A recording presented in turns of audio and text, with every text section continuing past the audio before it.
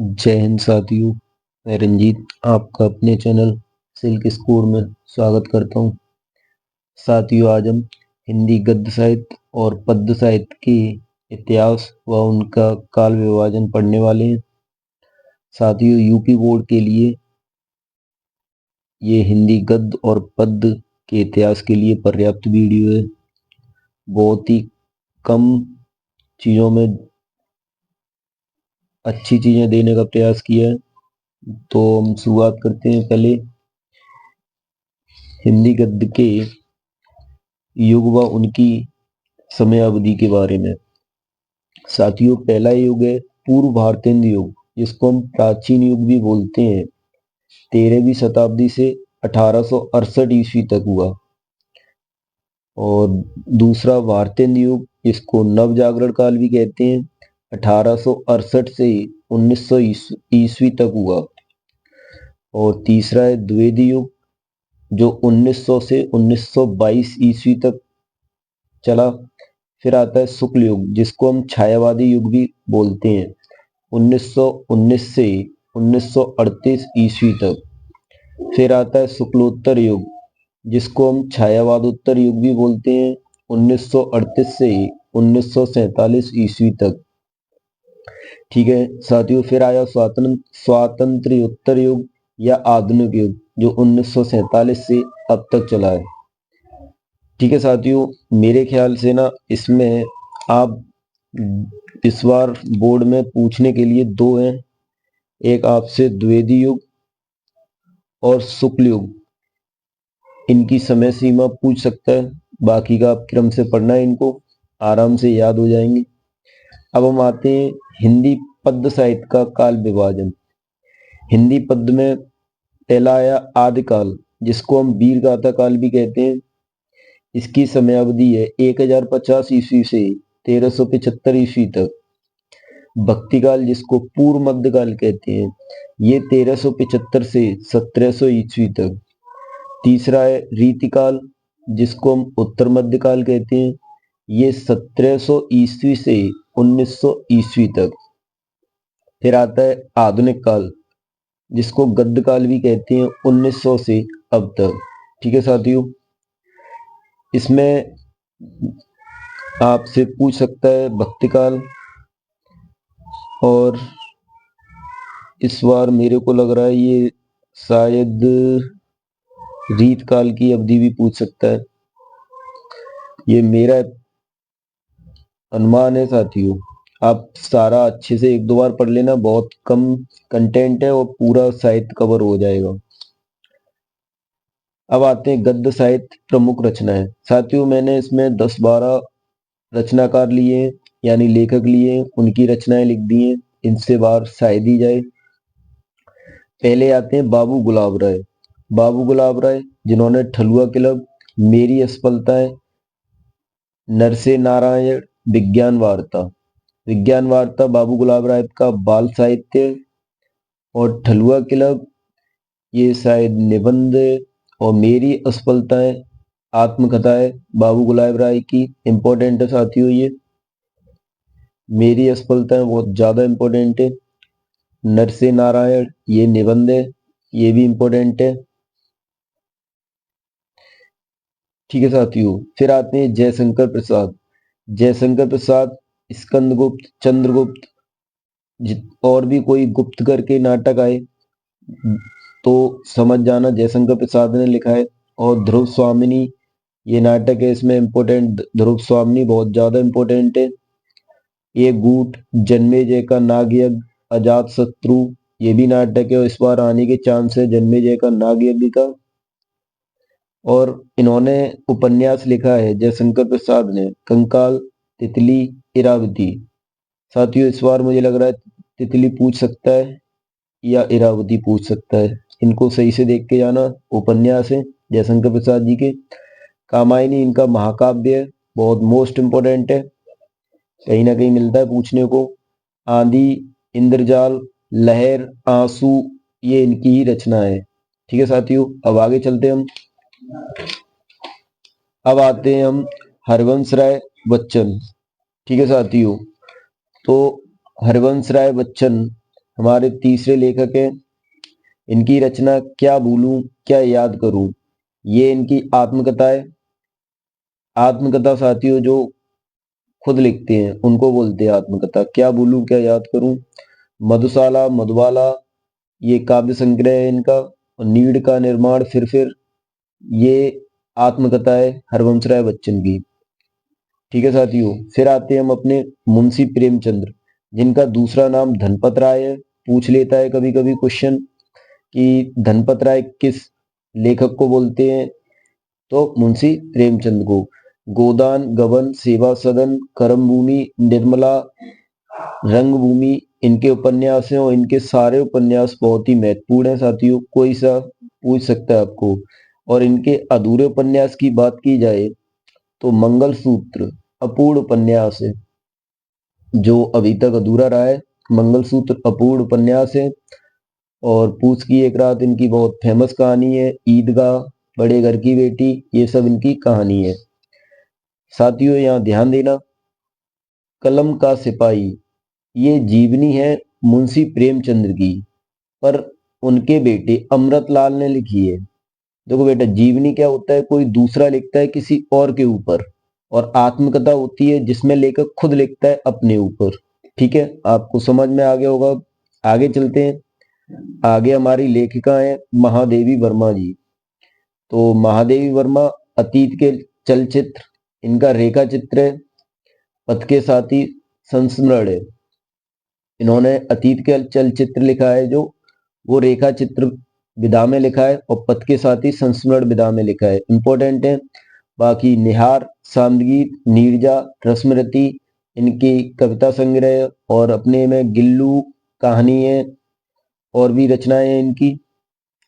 पर ये महत्वपूर्ण रचनाएं लिखी हैं मैंने, जो आने के चांस हैं। और हमारे अगले हैं लेखक मैथिली शरण गुप्त जी। मैथिली शरण गुप्त का साकेत बहुत इंपॉर्टेंट है, कहीं ना कहीं लिखने को मिल जाता है। और यशोधरा, भारत भारती, पंचवटी, मेघनाद वध ये सारे महत्वपूर्ण हैं। और सुमित्रा नंदन पंत जी, मेरे को लग रहा है इस बार आपसे चिदम्बरा या युगबाणी पूछ सकता है, पर ज्यादा नहीं है तो पढ़ के जाना। बहुत कम रचनाएं हैं, आप इनको 2-3 बार वीडियो को देखना, एकदम अच्छे से याद हो जाएंगी। सुमित्रा नंदन पंत, युगपथ, युगबाड़ी, चिदम्बरा, कला और बूढ़ा चांद। ठीक है, अब आते हैं हम अपने अगले लेखक पर, जिनका नाम है रामधारी सिंह दिनकर। रामधारी सिंह दिनकर ने लिखा कुरुक्षेत्र, हुंकार, रश्मिरति, रेती के फूल, अर्धनारीश्वर, उर्वशी इनके ये निबंध है। अर्धनारीश्वर, रेती के फूल और उर्वशी बहुत इंपॉर्टेंट रचना है इनकी, इस बार पूछ भी सकता है। कुरुक्षेत्र, रश्मिरति ये तीनों इंपॉर्टेंट हैं, इनको ज्यादा से अच्छे से याद रखना है। कुरुक्षेत्र, रश्मिरति, हुंकार, उर्वशी। ठीक है, अगले लेखक हैं हमारे आचार्य रामचंद्र शुक्ल। और आचार्य रामचंद्र शुक्ल जिन्होंने एक निबंध संग्रह लिखा है चिंतामणि। ठीक है साथियों, इंपॉर्टेंट है, फिर से इसका आने का पूरा चांस है। सूरदास, रसमीमांसा, त्रिवेणी ये इनकी आलोचना विधा में लिखी हुई है सूरदास के ऊपर, और रसमीमांस लिखा है त्रिवेणी, इन्होंने इसमें आलोचना की है। ठीक है साथियों, फिर अगले हमारे लेखक हैं धर्मवीर भारती। धर्मवीर भारती जिन्होंने ठेले पर हिमालय, अंधा युग काव्य नाटक है, अंधा युग, गुनाहों का देवता एक कहानी या नाटक। ठीक है साथियों, और इनके ये इंपॉर्टेंट है, दोनों ज्यादा, तीनों ही बहुत ज्यादा इंपॉर्टेंट है, पढ़ के जाना साथियों। अब हम चलते हैं अपने अगले उस पे। तो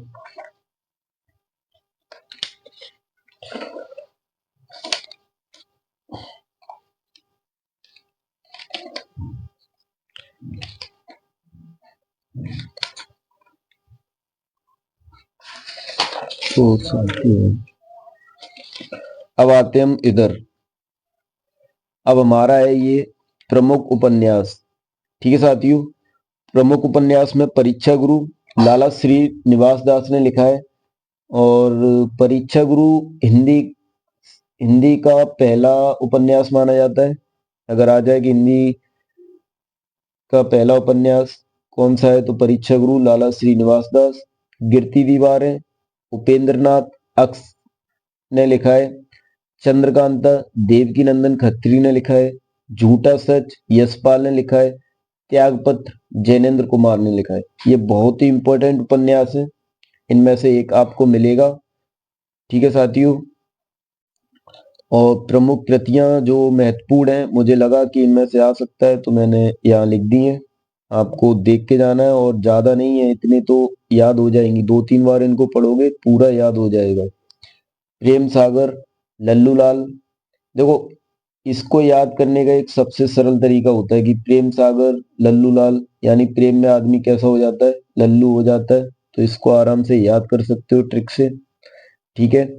सुख सागर सदा सुखलाल। रानी केतकी की कहानी ईसा अल्लाह खां।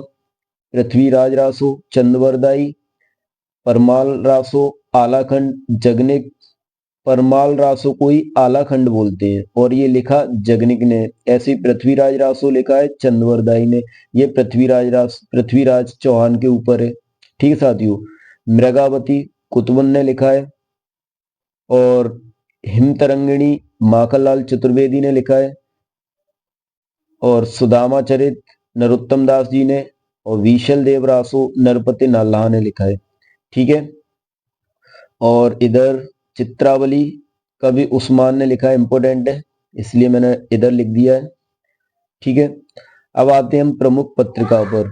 करमवीर करमवीर माखनलाल चतुर्वेदी की करमवीर पत्रिका की माखनलाल चतुर्वेदी संपादक हैं, जो शुक्ल युग की पत्रिका है। हंस के मुंशी प्रेमचंद्र जी संपादक हैं, जो शुक्ल युग की पत्रिका है। सरस्वती इसके श्याम सुंदर दास भी हैं, और महावीर प्रसाद द्विवेदी भी संपादक हैं, पर पहले संपादक श्याम सुंदर दास है, इसलिए मैंने श्याम सुंदर दास को लिखा। ये द्विवेदी युग की पत्रिका है। मर्यादा प्रेमचंद और संपूर्णानंद दोनों लोग संपादक हैं, ये शुक्ल युग की है। और कादम्बिनी के राजेंद्र अवस्थी हैं, शुक्ल उत्तर की है। इनमें से आपको एक पत्रिका मिलेगी।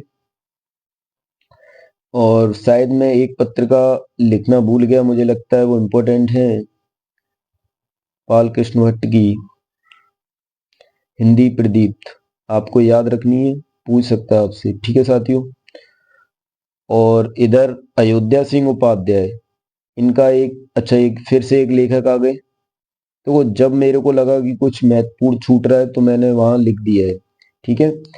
बट इस वीडियो में आपको संपूर्ण इतिहास हिंदी गद्य और हिंदी पद्य का पढ़ने को मिलेगा, आपको कहीं पढ़ने की जरूरत नहीं है, इसी से फंसेगा, पक्का बता रहा हूं। अयोध्या सिंह उपाध्याय हरिऔध, इनका नाम शॉर्ट में हरिऔध भी लिखा जाता है, इनका पूरा नाम है अयोध्या सिंह उपाध्याय। इनका ये प्रिय प्रवास हिंदी खड़ी बोली का पहला नाटक है, पहला महाकाव्य है प्रिय प्रवास हिंदी खड़ी बोली का, और बहुत ही ज्यादा महत्वपूर्ण है।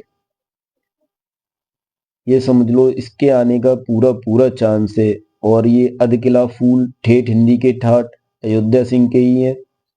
अच्छा, बिहारी लाल जी अगले लेखक हैं, और बिहारी लाल जी ने एक ही रचना लिखी है सत सही। इसमें करीब 7 सर्ग हैं, शायद याद नहीं आ रहा, बट लेकिन बिहारी सत सही इनकी, इसी का नाम बिहारी सत सही बोलते हैं, और ये बहुत महत्वपूर्ण है।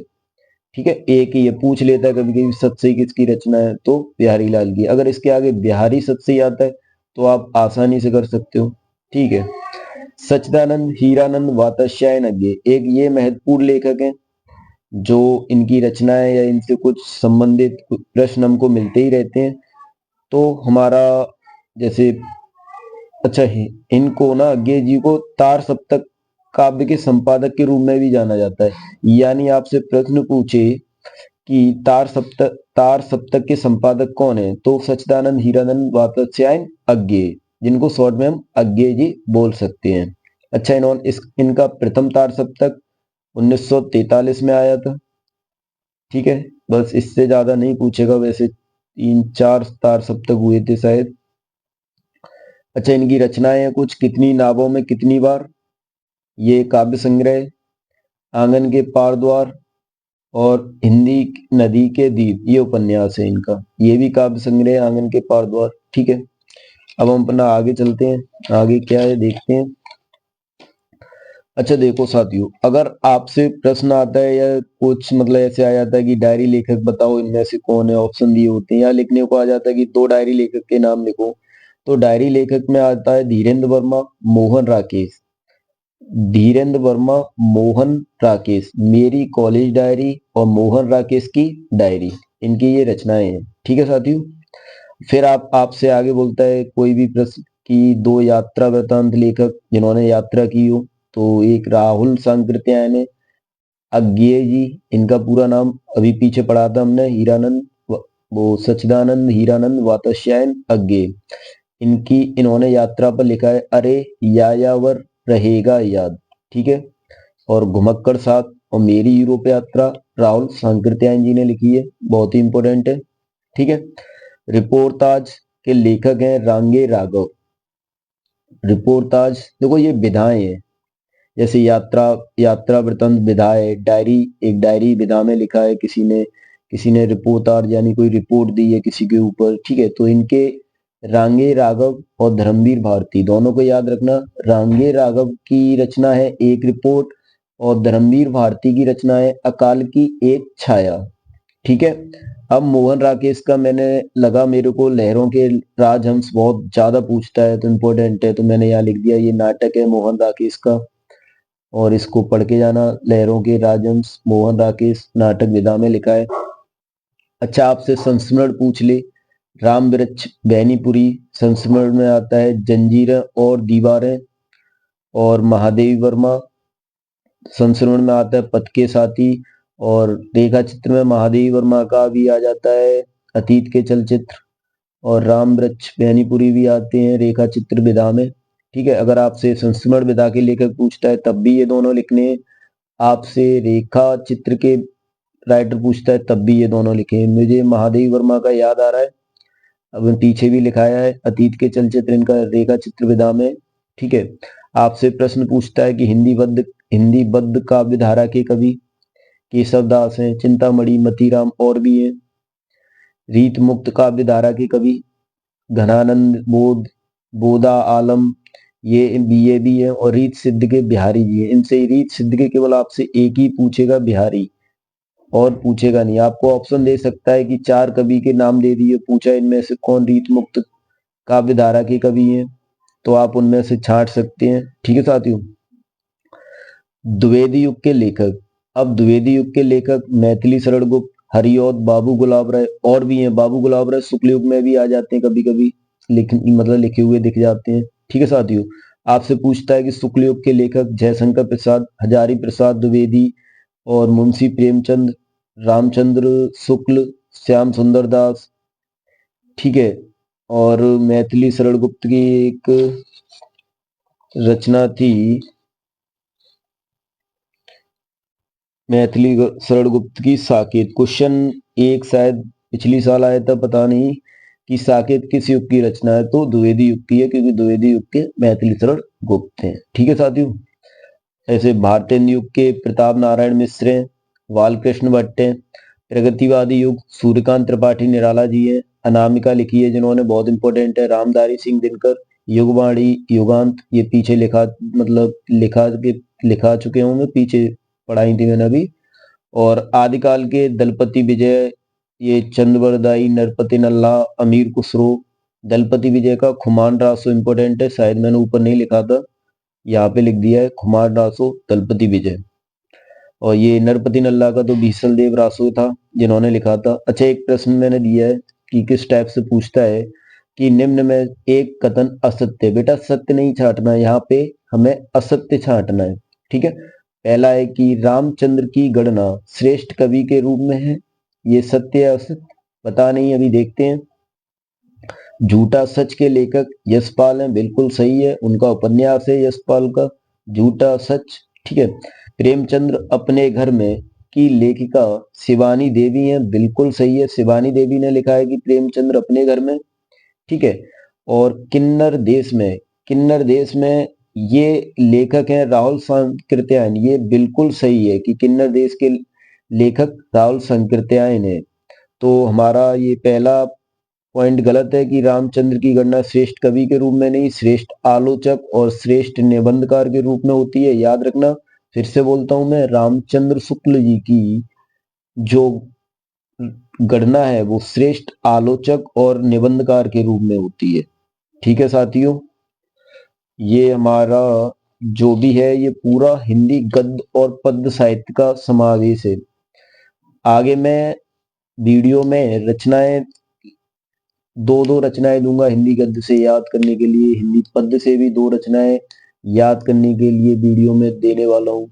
और भी कुछ तरीके बताऊंगा, व्याकरण की भी एक वीडियो आएगी। तो आपके एग्जाम से पहले 2-3 वीडियो आने वाली है हिंदी की, और बहुत ज्यादा महत्वपूर्ण वीडियो आएंगी। ठीक है साथियों, तो आपको अगर वीडियो अच्छी लगे और आपको लगे कि आपके किसी दोस्त के काम की है तो प्लीज शेयर करना और बोलना कि अभी ये पढ़ लो, इससे आगे कुछ नहीं आने वाला है। बहुत कम है, पूरे यूट्यूब में इतना कम नहीं दिया है किसी ने। ठीक है, धन्यवाद, जय हिंद।